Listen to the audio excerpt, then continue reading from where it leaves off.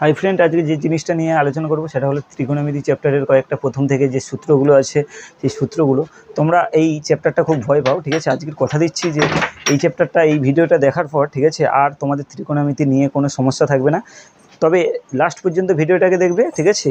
Skip না করে ভিডিওটা দেখবে লাস্ট পর্যন্ত, ঠিক আছে? সত্যি কথা বলতে এই চ্যাপ্টারটা ক্লাস 11-12 পর্যন্ত তোমাদের সবার লাগে, 12-এর পরও লাগে, এবং অন্যান্য চ্যাপ্টারের ক্ষেত্রে, ভৌত বিজ্ঞানের ক্ষেত্রে, ঠিক আছে, লাগে তোমাদের ক্ষেত্রে। এবং চলো তাহলে শুরু করা যাক। এখানে আমি একটা ত্রিভুজ নিয়েছি।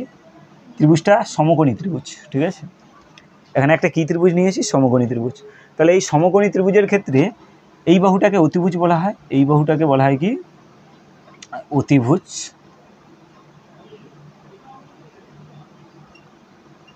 অতিভুজ। এই ত্রিভুজটাকে বলা হয় কি? অতিভুজ। এবং এই দুটোর মধ্যে কেউ একজন লম্ব, কেউ একজন ভূমি, ঠিক আছে? দুটোর মধ্যে কি, ভালো করে শুনবে কিন্তু, ঠিক আছে? এই জিনিসটা কিন্তু ভালো করে শুনবে। এই যে ত্রিভুজের মধ্যে কেউ একজন লম্ব হবে, কেউ একজন ভূমি হবে। নিচেরটা যে ভূমি এইরকম কিছু না, ঠিক আছে? বা এইটা যে লম্ব এইরকম কিছু না, ঠিক আছে? কি বলছি শোনো, যদি এই কোণের সাপেক্ষে, আমি যদি এই কোণের সাপেক্ষে ধরি একটা কোণ, এই কোণের সাপেক্ষে যদি লম্ব বিচার করি, তাহলে এই কোণের সাপেক্ষে কোণের বিপরীত পাশের বাহুটা হবে লম্ব। তাহলে কোণের বিপরীত পাশের বাহুটা হবে লম্ব, ঠিক আছে? এবং আরেকটি বাহু যে পড়ে থাকে সেটাকে বলা হয় কি? ভূমি। আর একটা বাহুকে কি বলা হয়? ভূমি। তাহলে কি বললাম ভালো করে শুনবে, ঠিক আছে? যে এখানে একটা সমকোণী ত্রিভুজ এঁকেছি, সমকোণের বিপরীত বাহুর নাম কি? অতিভুজ। এবং অতিভুজ ছাড়া যে দুটো বাহু পড়ে থাকে ওদের মধ্যে কেউ একজন হবে ভূমি, কেউ একজন হবে লম্ব, ঠিক আছে? লম্ব কোনটা? এই সমকোণ ত্রিভুজের যে কোণের সাপেক্ষে, হয় এই কোণের সাপেক্ষে আমরা বিচার করব, অথবা এই কোণের সাপেক্ষে বিচার করব। সমকোণ ছাড়া হয় এই কোণের সাপেক্ষে বিচার করা হবে, বা এই কোণের সাপেক্ষে বিচার করা হবে। যদি এই কোণের সাপেক্ষে বিচার করি, তাহলে এই কোণের বিপরীতে যে বাহু হবে, এই কোণের বিপরীত বাহু তাহলে কি? যে কোণের সাপেক্ষে এখানে আলোচনা করা হবে সেই কোণের সাপেক্ষে, তাহলে ওই কোণের বিপরীতে বাহু হবে লম্ব, ঠিক আছে? আর অবশিষ্ট যে বাহুটা পড়ে আছে সেটা হবে ভূমি। আরেকটা ছবি আঁকি, ঠিক আছে? আরেকটা ছবি আঁকছি আমি। তাহলে কি বললাম, এখানেও একটা সমকোণী ত্রিভুজ এঁকেছি, একটু আমি ছবিটাকে একটু ঘুরিয়ে এঁকেছি, ঠিক আছে?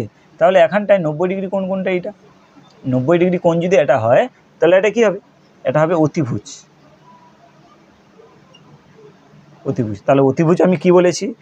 90 ডিগ্রি কোণের বিপরীত যে বাহুটা থাকবে সেটা অতিভুজ, ঠিক আছে? 90 ডিগ্রি কোণের বিপরীত যে বাহুটা থাকবে সেটা হবে অতিভুজ। এবং আমি ধরছি যে এই কোণের সাপেক্ষে আমরা কোণের অনুপাত বার করব, ঠিক আছে? এই কোণের সাপেক্ষে। তাহলে এই কোণের বিপরীত বাহুকে, এই কোণের বিপরীত বাহু তাহলে কি হবে না? এটা হবে কি? লম্ব। এবং অবশিষ্ট যে বাহু পড়ে আছে, অবশিষ্ট কোণটা পড়ে আছে এইটা তাহলে হবে ভূমি। তাহলে কি বললাম, যে সমকোণের বিপরীত বাহু হবে অতিভুজ, এবং যা কোণের অনুপাতটি বার করব সেটি কি হবে? সেটি হবে লম্ব।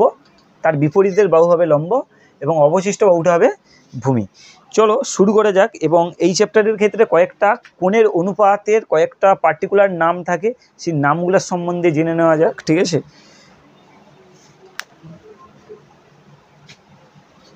আমি প্রথম ছবিটার ক্ষেত্রে নিচ্ছি, ঠিক আছে? এই প্রথম ছবিটার ক্ষেত্রে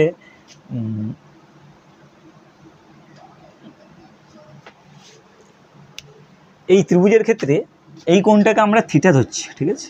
এই থিটাটা ব্যবহার করা হয় বেশিরভাগ ক্ষেত্রে, ঠিক আছে? তাহলে এই কোণের সাপেক্ষে তাহলে এটাকে আমরা কী কোণ ধরছি? যে থিটা, ঠিক আছে?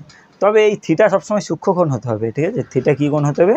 এবার ক্লাস 10-এর ক্ষেত্রে থিটা সবসময় সূক্ষ্মকোণ। পরবর্তী ক্লাস 11-এ যখন উঠবে তোমরা তখন পাবে যে থিটা সূক্ষ্মকোণ ছাড়াও স্থূলকোণ দ্বারাও করা যায়, ঠিক আছে? এই থিটা কোণটা স্থূলকোণও হতে পারে। তাহলে কি বললাম তাহলে, যে লম্ব, ভূমি, অতিভুজ দিয়ে কোণের অনুপাতগুলির নাম কি হবে? তাহলে প্রথমে লম্ব বাই ভূমি। লম্বকে যদি ভূমি দ্বারা ভাগ করা হয়, লম্বকে যদি ভূমি দ্বারা ভাগ করা হয় তাকে বলা হয় কি? ট্যান থিটা, ঠিক আছে? তাহলে কি বললাম, লম্বকে যদি ভূমি দ্বারা ভাগ করা হয় তাকে বলা হয় ট্যান থিটা। এবং উল্টোভাবে যদি ভূমিকে যদি লম্ব দ্বারা ভাগ করা হয় তাহলে হবে কট থিটা।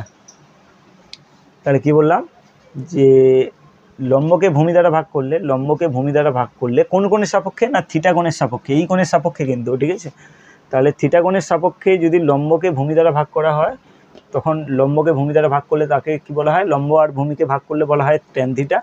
এই কোণের সাপেক্ষে, ঠিক আছে, এই কোণের সাপেক্ষে লম্ব কোণটা এটা, এই কোণের সাপেক্ষে ভূমি কোণটা এটা। কেন না থিটা কোণ যে কোণটা নিয়ে আমরা আলোচনা করব সেই কোণের সাপেক্ষে লম্বকে, এখানে যদি এই কোণটাকে থিটা ধরি, ঠিক আছে, তাহলে তখন কিন্তু লম্ব হবে এটা, ঠিক আছে, আর অতিভুজ 90 ডিগ্রি কোণের বিপরীতে অতিভুজ, এবং ভূমি হবে এটা, ঠিক আছে। কিন্তু আমি এই কোণ নিয়ে আলোচনা করছি না, ঠিক আছে, আমি কোণ নিয়ে আলোচনা করছি। তাহলে থিটা কোণের সাপেক্ষে, তাহলে কি বললাম, থিটা কোণের সাপেক্ষে তাহলে ট্যানের মানটা কি হবে, লম্ব বাই ভূমি। তাহলে থিটা কোণের বিপরীত বাহুর নাম লম্ব, এবং তার আরেকটি যে অবশিষ্ট বাহু পড়ে থাকে তাকে বলা হয় ভূমি, ঠিক আছে। লম্ব বাই ভূমিকে ট্যান থিটা বলা হয় এই কোণের সাপেক্ষে, এবং ভূমি বাই লম্বকে বলা হয় কট থিটা। তাই এর দুজনের ক্ষেত্রে আরেকটা সূত্র আছে যে ট্যান থিটা, তাহলে দেখো তোমরা, আমরা যদি ট্যান থিটা গুণিতক কট থিটা যদি গুণ করি তাহলে কি হবে, তাহলে আমি যেহেতু বাঁ ডান পাশগুলো গুণ করছি, তাহলে বাঁ পাশেরগুলো ও পাশে গুণ করতে হবে। তাহলে লম্ব বাই কি ভূমি গুণিতক ভূমি বাই লম্ব। তাহলে ভূমি কাটবে, লম্ব কাটবে, ঠিক আছে। তাহলে ট্যান থিটা গুণিতক কট থিটার মান কি হয়, 1 হয়। তাহলে কি বললাম যে ট্যান থিটা এবং কট থিটার গুণফল কত হয়, তাহলে এই দুটোকে যদি আমরা গুণ করি তাহলে ট্যান থিটা এবং কট থিটার মান কত হয়, 1 হয়। তাহলে এখান থেকে আমরা আর একটা সূত্র তৈরি করতে পারছি যে ট্যান থিটা মানে বলতে পারি 1 বাই কট থিটা। এই সম্পর্কটা মনে রাখবে যে এই সম্পর্ক থেকে অঙ্ক পড়ে। তাহলে কি বললাম যে ট্যান কাকে বলা হবে, এই থিটা কোণের সাপেক্ষে লম্বকে আর ভূমিকে যদি ভাগ করি তাকে বলা হয় ট্যান থিটা। এই থিটা কোণের সাপেক্ষে ভূমিকে লম্ব দিয়ে ভাগ করলে সেটা হয় কট থিটা, ঠিক আছে। আর একটা কি,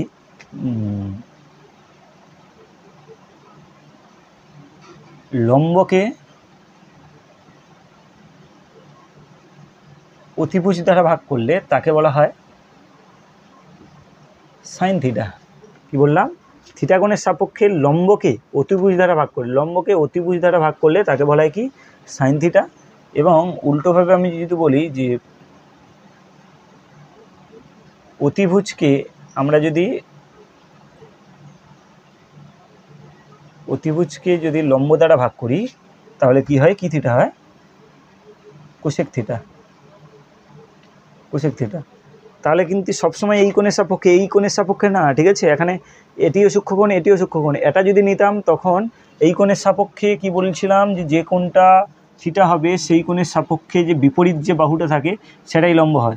কিন্তু এই কোণের সাপেক্ষে যেহেতু এই কোণটাকে ধরছি, এই কোণের বিপরীতের বাহু কি লম্ব, এই কথাটা বারবার বলছি, ঠিক আছে। এটা খুব ইম্পর্টেন্ট, ঠিক আছে, বোঝার ক্ষেত্রে, না হলে খুব সমস্যা হতে পারে তোমাদের, ঠিক আছে। এখানে থিটা কোণ দিয়েছে, এখান থেকে থিটা কোণ দিয়ে যদি বলে যে লম্ব কোণটা, তাহলে লম্ব কোণটা থিটা কোণের বিপরীত বাহুটা হবে লম্ব। তাহলে আমি যে ছবিটা এঁকেছি এর বিপরীতের বাহুটা হবে লম্ব, ঠিক আছে। লম্ব মানে যে দাঁড়িয়ে থাকবে এইরকম কিছু ব্যাপার না। মোটামুটি একটা সমকোণী ত্রিভুজের ক্ষেত্রে যে কোণটাকে থিটা ধরা হবে তার বিপরীতের বাহু হবে লম্ব, ঠিক আছে। তাহলে অতিভুজ বাই লম্ব, তাহলে কি বললাম, কোসেক থিটা। তাহলে একইভাবে আমরা যদি সাইন থিটা এবং কোসেক থিটা যদি গুণ করি, ঠিক আছে, কি না সাইন থিটা গুণিতক কোসেক থিটা যদি গুণ করি, তাহলে যেহেতু ডান পাশগুলো গুণ হয়েছে তাহলে এ পাশে বাঁ পাশগুলোও আমরা গুণ করতে পারি। তাহলে কি বলতে পারি, লম্ব বাই কি অতিভুজ গুণিতক কোসেক থিটা, কি অতিভুজ বাই লম্ব, তাহলে কি বললাম যে আমি যেহেতু সাইন থিটা আর কস থিটাকে যদি গুণ করি, তাহলে সাইন থিটা কস থিটা যদি গুণ করি, তাহলে যেহেতু বাঁ পাশের সাথে গুণ করেছি, তাহলে এ পাশে ডান পাশের সাথে যেহেতু গুণ করেছি, তাহলে আমাকে কি করতে হবে, যে বাঁ পাশেরগুলোও গুণ করতে হবে, ঠিক আছে।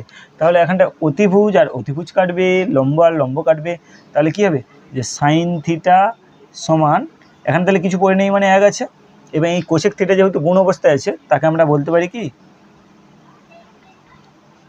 1 নিচে কোসেক থিটা, মানে সাইন থিটা সমান কি 1 কোসেক থিটা। পাশ থেকে আবার বলতে পারি যে কসেক থিটা বলতে পারি 1 সাইন থিটা, ঠিক আছে। আমি যদি কসেকটাকে বাঁ পাশে রাখি এবং সাইনটাকে যদি এপাশে নিয়ে যাই, এপাশে তো 1 পড়ে আছে, তাহলে ওখানে 1 নিচে কি হবে, সাইন থিটাটা ভাগ হবে। বুঝতে পেরেছো নিশ্চয়ই? লম্ব বাই অতিভুজ, অতিভুজ বাই লম্ব, তাহলে আর কার সাথে কার পড়ে আছে না, ভূমির সাথে অতিভুজ পড়ে আছে, ঠিক আছে। তাহলে ভূমি বাই অতিভুজ, তাহলে কি বললাম, ভূমিকে অতিভুজ দ্বারা ভাগ করলে সেটাকে বলা হয় কস। নামগুলো মুখস্থ করতে হবে, ঠিক আছে, এমনি এমনি হবে না, ঠিক আছে। তাহলে ভূমি বাই অতিভুজ কস থিটা, এবং আমি যদি ওকে উল্টে দিই যে অতিভুজ ভাই ভূমি, তাহলে কি সেক থিটা। তাহলে কি বললাম, তাহলে নিশ্চয়ই বুঝতে পেরেছো, লম্ব বাই ভূমি ট্যান থিটা, ভূমি বাই লম্ব কট থিটা, লম্ব বাই অতিভুজ সাইন থিটা, এবং অতিভুজ বাই লম্ব কোসেক থিটা, ঠিক আছে। তাহলে সাইনের সাথে কোসেক উল্টো সম্পর্কে, ট্যানের সাথে কট উল্টো সম্পর্কে, কসের সাথে সেক। অর্থাৎ তোমাকে যদি তিনটে জিনিস জানা থাকে তাহলে তুমি 6টা জিনিস অবশ্যই পারবে, কার সাথে কার উল্টো সম্পর্ক সেটা দেখবে, ঠিক আছে। এবং অতিভুজের সাথে ভূমি কি সম্পর্কে আছে, তাহলে অতিভুজকে ভূমি দ্বারা ভাগ করলে সেক থিটা। এবং এখান থেকে আমরা কি বলতে পারি, অনুরূপভাবে যদি এইভাবে করি আমরা, তাহলে কি বলতে পারবো যে cos theta equal to 1 sec theta, বা উল্টো পাশ থেকে আমরা বলতে পারি যে সেক থিটা ইকুয়াল টু, ঠিক আছে, সেক থিটা ইকুয়াল টু 1 কি কস, ঠিক আছে, কস থিটা। তাহলে এই সূত্রগুলো কাজে লাগবে আমাদের, ঠিক আছে, তাহলে এই সূত্রগুলো কাজে লাগবে। এরপরে তাহলে এই সূত্রগুলো একটু তুলে নেবে, ঠিক আছে, স্ক্রিনশট মেরে নাও। সমকোণী ত্রিভুজের ক্ষেত্রে পিথাগোরাসের একটা সূত্র আছে, ঠিক আছে। সমকোণী ত্রিভুজের ক্ষেত্রে পিথাগোরাসের সূত্র তোমরা এর আগের যে অঙ্কগুলোর ক্ষেত্রে কোনো একটা চ্যাপ্টারে পেয়েছো, ঠিক আছে, যে এখানটায় অতিভুজ কি এসি স্কোয়ার সমান, তাহলে অতিভুজের স্কোয়ার, লম্বের স্কোয়ার এবং ভূমি স্কোয়ার। অতিভুজের স্কোয়ার সমান কি লম্ব স্কোয়ার, তাহলে লম্বটা কি, লম্বটা এবি, তাহলে এবি স্কোয়ার প্লাস বিসি। কী বললাম তাহলে, এখানে যে অতিভুজ রয়েছে এ এবং সি, বড় বাহুটার স্কোয়ার ছোট দুটো বাহুর স্কোয়ারের যোগফলের সাথে সমান। বড় দুটো বাহুর স্কোয়ার ছোট দুটো বাহুর স্কোয়ারের যোগফলের সাথে সমান। তাহলে এখানে যদি এখানে কি আছে, এসি আছে, এখানে কি আছে, এসি আছে, তাহলে এসি অতিভুজ। তাহলে আমি কি করব যে এসি স্কোয়ার দ্বারা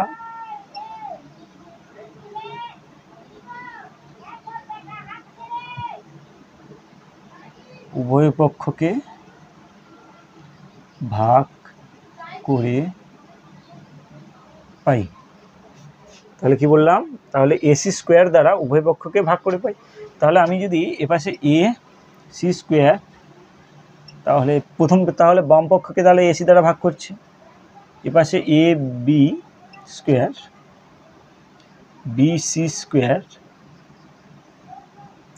এখানে কি সমান চিহ্নের পর যেহেতু দুটো জিনিস আছে, তাহলে পুরোটার নিচে তাহলে এসি হবে, এসি স্কোয়ার কাটলে তাহলে এপাশে পড়ে থাকে 1, আর এপাশে এই যে এসি স্কোয়ার দুজন বি স্কোয়ারের নিচেও যাবে, এসি স্কোয়ারের নিচেও যাবে, এপাশে বিসি স্কোয়ারের নিচে এসি আসবে।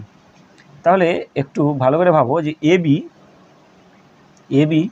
বাই এসি এর যে স্কোয়ার প্লাস একেও একসাথে স্কোয়ার বলতে পারি, বিসি বাই এসি একসাথে স্কোয়ার বলতে পারি, আলাদা স্কোয়ার থাকলে একসাথে স্কোয়ার বলতে পারি, ঠিক আছে। এবি বাই এসি, তাহলে এবি বাই এসি এটা লম্ব বাই অতিভুজ, তাহলে এবি বাই এসি লম্ব বাই অতিভুজ। তাহলে লম্ব বাই অতিভুজ মানে এখানে আমরা বলতে পারি, এর আগে একটু আগে করেছিলাম যে লম্বকে যদি অতিভুজ দ্বারা ভাগ করা হয় তাকে বলা হয় সাইন থিটা। তাহলে সাইন থিটা স্কোয়ার, ঠিক আছে, এখানে স্কোয়ার আছে সেই স্কোয়ারটা এখানে। আর এবি বাই এসি, ঠিক আছে, এবি বলতে লম্ব আর এসি বলতে অতিভুজ, আর লম্বকে অতিভুজ দ্বারা ভাগ করলে তাকে সাইন থিটা বলা হয়। আর যেহেতু স্কোয়ার আছে এখানে কেউ স্কোয়ার লিখতে যাবে না, স্কোয়ার এখানে লিখতে যাবে না। ত্রিকোণমিতির ক্ষেত্রে স্কোয়ারটা কোথায় লেখা হয়? থিটার আগে মাথায় লেখা হয়, ঠিক আছে। এবং বিসি, বিসি বাই এসি, বিসিটা ভূমি আর এসিটা অতিভুজ, তাহলে বিসি বাই ভূমি, সরি বিসি বাই এসি, তাহলে ভূমি বাই অতিভুজ, সেটাকে কী থিটা বলা হয় গো? সেটাকে বলা হয় কস থিটা। আর স্কোয়ার, এখানে স্কোয়ার আছে সেই স্কোয়ারটা এখানে বসবে, তাহলে এ পাশে আছে 1। তাহলে আমরা বলতে পারি বাম পক্ষ ডান পক্ষকে বাম পক্ষে লিখছি sine square theta plus cos square theta equal to 1, ঠিক আছে। তাহলে এটা একটা সূত্র, ঠিক আছে, যে সাইন স্কোয়ার থিটা আর কস স্কোয়ার থিটা, তাহলে সাইনের স্কোয়ার এবং কসের স্কোয়ার তার মানে 1 কীভাবে পাচ্ছি আমরা নিশ্চয়ই বুঝতে পেরেছ, ঠিক আছে, এই প্রসেসের সাহায্যে, ঠিক আছে। একইভাবে আর কয়েকটা দেখাবো আমি, এটা একটু তুলবে, ঠিক আছে। এবার আমি কি করব, ভূমিটাকে তুলে দেবো, ঠিক আছে। কাকে? ভূমিটাকে ডান পাশে রেখে, ঠিক আছে, এসি স্কোয়ার আছে এবং এপাশে এবি স্কোয়ার প্লাস অবস্থায় আছে, এপাশে এলে কি অবস্থায় হবে, যে মাইনাস এবি স্কোয়ার। তাহলে কি বললাম, যে এপাশে এবি স্কোয়ারটা প্লাস অবস্থায় আছে এবং এপাশে আসলে কি হবে, মাইনাস সে স্কোয়ার। তাহলে কী বললাম ভালো করে শুনবে, এসি স্কোয়ার এপাশে আছে এবং সমান চিহ্নের এপাশে এবি স্কোয়ারটা প্লাস অবস্থায় ছিল এবং এপাশে আসতে কী হয়েছে, মাইনাস এবি স্কোয়ার। তাহলে ওপাশে পড়ে থাকবে কে না, বিসি স্কোয়ার, বা দেবে, প্রত্যেকটা লাইনে বা হবে। তাহলে আচ্ছা, আমি কি বলেছি যে বিসিটাকে তুলবো, ঠিক আছে, ডান পাশে বিসিটাকে তুলবো। তাহলে আমাকে উভয় পক্ষে তাহলে আমি কি ভাগ করব, যে বিসি স্কোয়ার দ্বারা ভাগ করে পাই। তাহলে উভয় পক্ষে এপাশে এবং এপাশে বিসি স্কোয়ার দ্বারা যদি ভাগ করি, তাহলে দেখো ডান পক্ষে যদি বিসি স্কোয়ার দ্বারা যদি ভাগ করি, এপাশে আমি কি বলেছিলাম, যেহেতু 1-এর বেশি সংখ্যা, তাহলে কি করতে হবে, যে পুরোটার নিচে তাহলে বিসি দ্বারা ভাগ করছি। তাহলে এসি স্কোয়ার এবং বিসি স্কোয়ার মাইনাস এবির স্কোয়ার এবং BC square equal to BC square কাটলে কী হয়, 1। আচ্ছা, একটু ভালো করে দেখো যে এসি মানে অতিভুজ আর বিসি মানে কি, ভূমি, অতিভুজ বাই ভূমি, তার পুরোটার মাথায় স্কোয়ার। কি বলেছিলাম, যে আলাদা যদি স্কোয়ার থাকে তাকে একসঙ্গে স্কোয়ার লেখা যায়, আলাদা স্কোয়ার থাকলে তাকে একসাথে স্কোয়ার লেখা যায়। এবং এখানেও আলাদা স্কোয়ার আছে, তাকে তাহলে কি একসাথে আমরা স্কোয়ার লিখতে পারি। তাহলে এসি বাই বিসি, তাহলে এসি বাই বিসি, অতিভুজ বাই ভূমি বা ভূমি বাই অতিভুজ কোন থিটা, ভূমি বাই অতিভুজ, তাহলে কী থিটা, ভূমি বাই অতিভুজ কস থিটা। এবং কসের যে বিপরীত সম্পর্ক কি বলছিলাম, কসের বিপরীত সেক থিটা, যেটা কি অতিভুজ বাই ভূমি।